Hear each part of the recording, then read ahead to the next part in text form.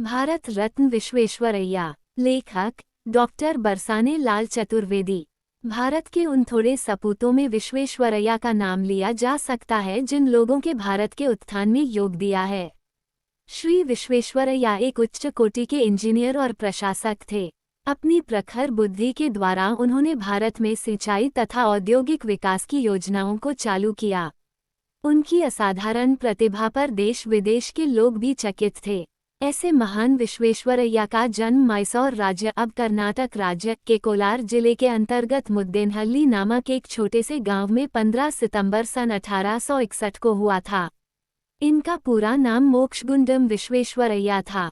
विश्वेश्वरैया के माता पिता बहुत ही गरीब थे। उन्हें पढ़ाने लिखाने की शक्ति उनमें नहीं थी। फिर भी विश्वेश्वरैया के मन में पढ़ने की लगन थी। वे दिल लगाकर पढ़ते थे। जैसे तैसे गांव में प्रारंभिक शिक्षा समाप्त कर विश्वेश्वरैया हाईस्कूली शिक्षा पाने के लिए बेंगलुरु पहुंचे। बेंगलुरु में खर्चा चलाना मुश्किल था, इसलिए विश्वेश्वरैया अपने किसी एक रिश्तेदार के घर ठहर गए। ट्यूशन करके अपने दिन काटने लगे। मैट्रिक में उत्तीर्ण होने के बाद वे बेंगलुरु में ही सेंट्रल कॉलेज में भर्ती हुए। वहीं से विश्वेश्वरैया ने B.A. उत्तीर्ण किया। उस वक्त विश्वेश्वरैया की उम्र केवल 19 साल की थी। सेंट्रल कॉलेज के प्रिंसिपल एक अंग्रेज थे।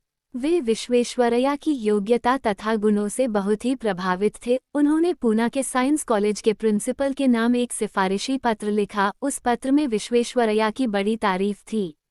वहां के प्रिंसिपल ने विश्वेश्वरैया को अपने कॉलेज में भर्ती कर लिया। यूं विश्वेश्वरैया की इंजीनियरिंग की शिक्षा प्रारंभ हुई।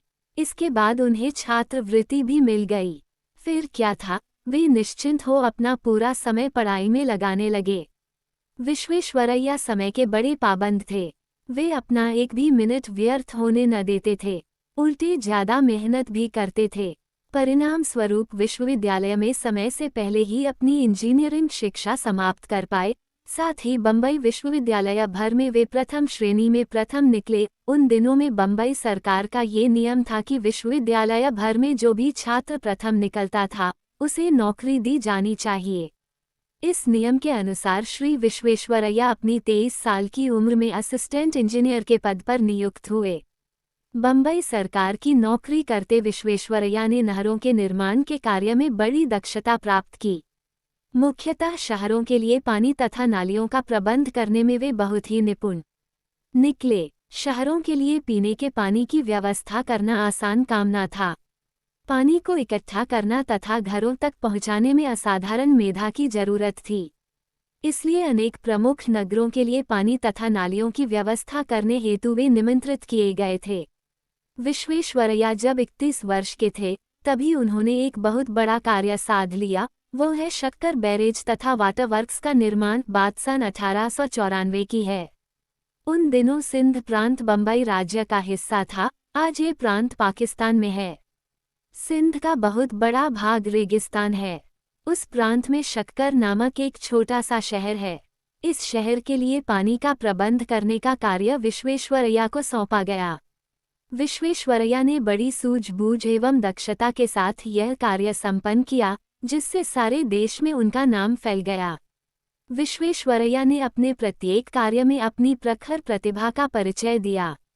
यही कारण है कि वे सन 1904 में बम्बई सरकार के प्रतिनिधि की हैसियत से शिमला इरिगेशन कॉन्फ्रेंस में उपस्थित हुए। विश्वेश्वरैया की प्रतिभा के अनेक उदाहरण दिए जा सकते हैं। पूना के निकट खड़कवासला नामक एक बांध बनाया गया। इस बांध के लिए ऑटोमेटिक गेटों, अपने आप खुलने व बंद होने वाले दरवाजे का डिजाइन आपने ही किया। इंजीनियरिंग के क्षेत्र में इस काम की इतनी प्रशंसा हुई कि अमेरिका की मशहूर पनामा नहर के लिए इसी डिजाइन की नकल की गई थी। फिर क्या था, विश्वेश्वरैया का नाम विदेशों में भी फैल गया। विश्वेश्वरैया ने जब बम्बई तथा सिंध में वाटरवर्क्स का प्रबंध करने में बड़ा नाम कमाया, तब सन 1906 में अदन से उन्हें बुलावा आया। वहां पर भी उन्होंने शहर के लिए पानी का इंतजाम किया और नालियां भी बनाई। इस कार्य के साथ उनका बहुत बड़ा नाम हुआ। साथ ही वे देश के बहुत बड़े इंजीनियरों में गिने जाने लगे। उस समय से बड़ी बड़ी योजनाओं के लिए उनकी सलाह लेना जरूरी समझा जाने लगा। इधर उनकी खूब पदोन्नति भी हुई। विश्वेश्वरैया की ख्याति तथा पदोन्नति देख कुछ इंजीनियर उनसे ईर्ष्या करने लगे थे। इसके दो कारण थे, एक तो विश्वेश्वरैया की उम्र उस वक्त केवल 47 की थी और दूसरी बात वे अनेक पुराने तथा सीनियर इंजीनियरों से वेतन तथा पद की दृष्टि से भी आगे बढ़ गए थे। वे सुपरिंटेंडेंट इंजीनियर पहले ही से थे, इस पर भी हर बात में उनकी सलाह ली जाती थी। इस प्रकार अपने ही पेशे के लोगों में असंतोष देख विश्वेश्वरैया ने एक दिन अचानक नौकरी से इस्तीफा दे दिया। नियमानुसार उन्हें पेंशन मिल नहीं सकती थी, मगर उनकी विशिष्ट सेवाओं तथा योग्यताओं को देखते हुए उन्हें पेंशन दी गई। नौकरी से निवृत्त हो पेंशन पाने के बाद विश्वेश्वरैया हैदराबाद राज्य के इंजीनियरिंग सलाहकार नियुक्त हुए। उन दिनों हैदराबाद रियासत पर निज़ाम नवाब का शासन था।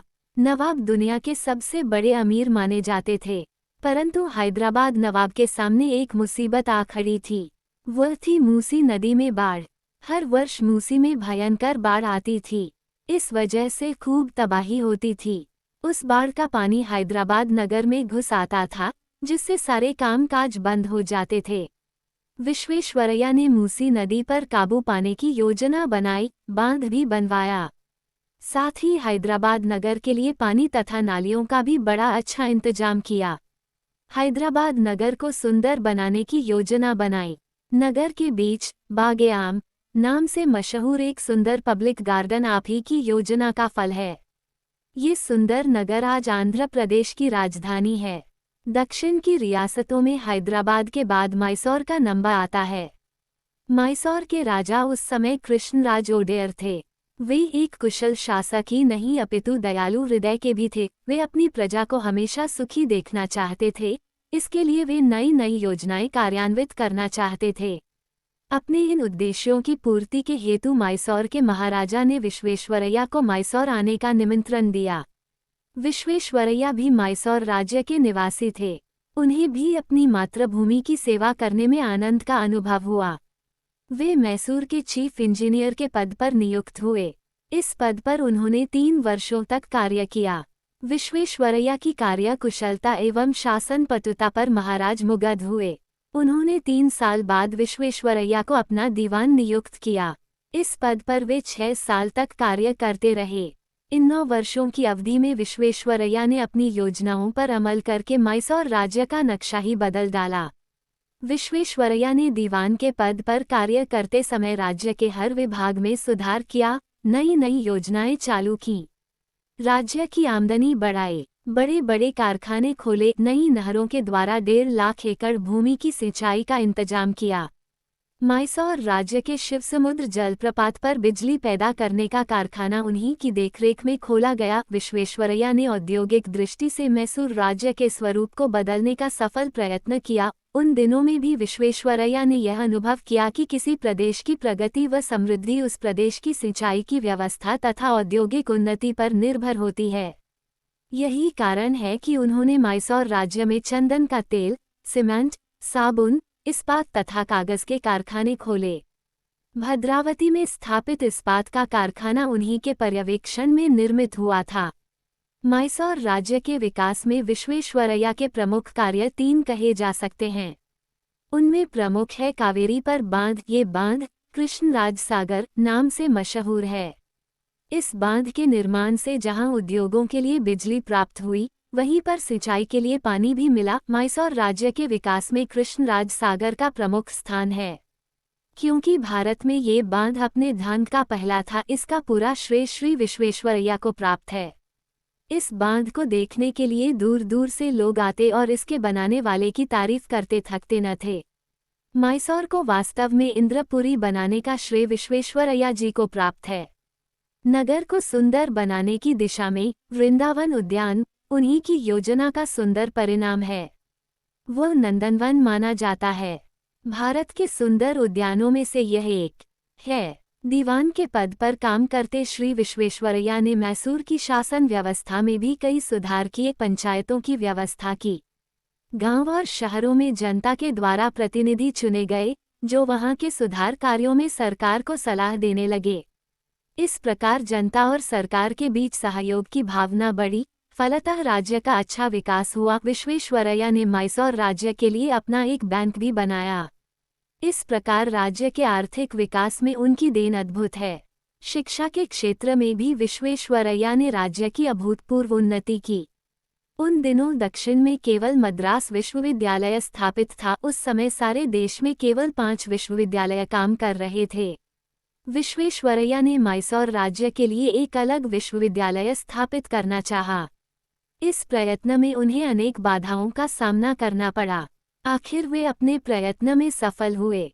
विश्वेश्वरैया के अथक प्रयत्नों के कारण मैसूर राज्य ने हर दिशा में उन्नति की। लोग भी खुशहाल थे। इसका प्रभाव पड़ोसी राज्य मद्रास पर पड़ा। मद्रास के लोग भी अपने प्रदेश की तरक्की चाहते थे, मगर मद्रास राज्य पर अंग्रेजों का शासन था। अंग्रेज जहां मद्रास राज्य की उन्नति करना नहीं चाहते थे, वहां पर मैसूर राज्य की उन्नति भी उनसे देखी नहीं गई।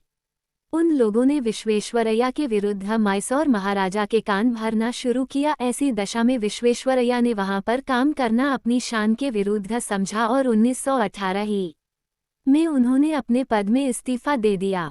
मैसूर राज्य के दीवान पद से हटने के बाद विश्वेश्वरैया विदेशों में यात्रा करने चल पड़े। भारत लौटने पर सरकार ने उनको अनेक विकास योजनाओं की समिति का सदस्य नियुक्त किया। उन दिनों में भारत सरकार नई दिल्ली में राजधानी बना रही थी। इसके निर्माण के लिए देश के प्रमुख इंजीनियरों की एक कमेटी बनाई गई, जो नई दिल्ली राजधानी कमेटी कहलाई। विश्वेश्वरैया भी इस कमेटी के एक प्रमुख सदस्य रहे हैं। विश्वेश्वरैया ने मैसूर के विकास में जो प्रशासन कुशलता दिखाई, उससे प्रभावित हो टाटा कंपनी ने उन्हें अपने इस्पात कारखाने का डायरेक्टर नियुक्त किया। अनेक वर्षों तक इस पद पर काम करते हुए इस्पात कारखाने के विकास में विश्वेश्वरैया ने अपनी सारी शक्ति लगा दी। देश के अनेक विश्वविद्यालयों ने अपने सर्वोच्च उपाधियां देकर विश्वेश्वरैया के प्रति अपना आदर प्रकट किया। उनकी विशिष्ट सेवाओं के लिए स्वतंत्र भारत सरकार ने सन 1955 में भारत की सर्वोच्च उपाधि भारत रत्न से उन्हें विभूषित किया। उस वक्त विश्वेश्वरैया की उम्र 94 वर्ष की थी। 15 सितंबर 1961 को सारे भारत में विश्वेश्वरैया की जन्मशती मनाई गई। इसके बाद वे 7-8 महीने ही जीवित रह पाए। इस प्रकार पूर्ण आयु भोगकर विश्वेश्वरैया जी ने 14 अप्रैल सन 1962 को बेंगलुरु में चिर विश्राम लिया। श्री विश्वेश्वरैया एक कर्मयोगी थे। उन्होंने जीवन पर्यंत विश्राम नहीं लिया। उनकी दीर्घायु का कारण पूछने पर उन्होंने यही बताया था कि वे समय पर अपने सभी काम करते हैं। वे व्यायाम करते थे, अपने समय का सदुपयोग करते थे, वे सदा मेहनत करते थे, दूसरों से भी यही आशा रखते थे। उनका विश्वास था कि भारत में आलसियों की संख्या अधिक है, इसीलिए हमारा देश अमेरिका, जापान जैसा तरक्की नहीं कर पा रहा है। उनका विश्वास था कि जिस दिन हम अपने आलसीपन को त्याग देंगे, उसी दिन हमारे देश का भी विकास होगा। विश्वेश्वरैया जी सेवा भाव को अत्यंत पवित्र आचरण मानते थे। जिंदगी भर देश की तथा मानव समाज की सेवा में वे लगे रहे। विश्वेश्वरैया जैसे एक दर्जन कर्मयोगी यदि इस देश में पैदा हो जाते तो हमारे देश के स्वरूप को ही वे बदल डालते। श्री विश्वेश्वरैया का चरित्र आदर्शपूर्ण था। वे विनयशील तथा साधु प्रकृति के पुरुष थे। ईमानदारी तो उनके चरित्र की अटूट अंग ही थी। असाधारण प्रतिभा रखते हुए भी उन्होंने कभी गर्व का अनुभव नहीं किया। वे सदा देश के विकास के ही सपने देखते रहे। अपने जीवनकाल में उन्होंने कई सपने साकार होते देखे। अपने श्रम एवं स्वावलंबन द्वारा कोई भी व्यक्ति हमारे समाज में ऊपर उठ सकता है, इसका जबरदस्त प्रमाण डॉक्टर विश्वेश्वरैया की जीवनी है। आज हमारे बीच डॉक्टर विश्वेश्वरैया नहीं है, फिर भी उनके द्वारा निर्मित बांध तथा कल कारखाने उनके स्मारक बने हुए हैं और उनकी अनुपम बुद्धि कुशलता का स्मरण दिला रहे हैं। ऐसे महान विश्वेश्वरैया पर सारे भारत को गर्व है।